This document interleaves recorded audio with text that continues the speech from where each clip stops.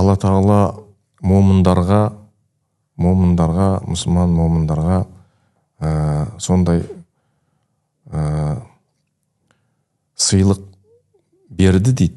Ол сондай адамдарға Алла Тағала сыйлық беріп қойды дейді. Ол кімдерге?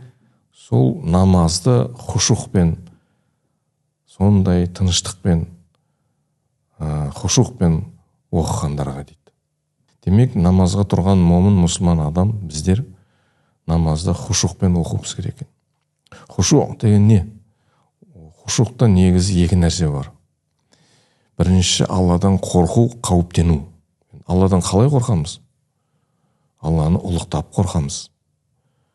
Әрбір ісімізге жауапты екенімізден, ертең жауап беретінімізді, қалай жауап беретінімізді қорқамыз. Ұлықтаймыз Алла Тағала.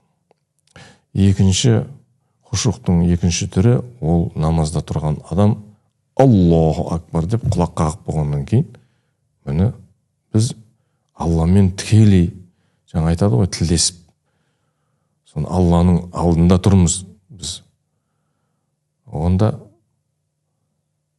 артық әрекеттен, артық сөзден біз арылуымыз керек, алыс болуымыз керек, аулақ болуымыз керек. Демек, намаздың ішінде намаз оқыған адам артық нәрсе жасамау керек.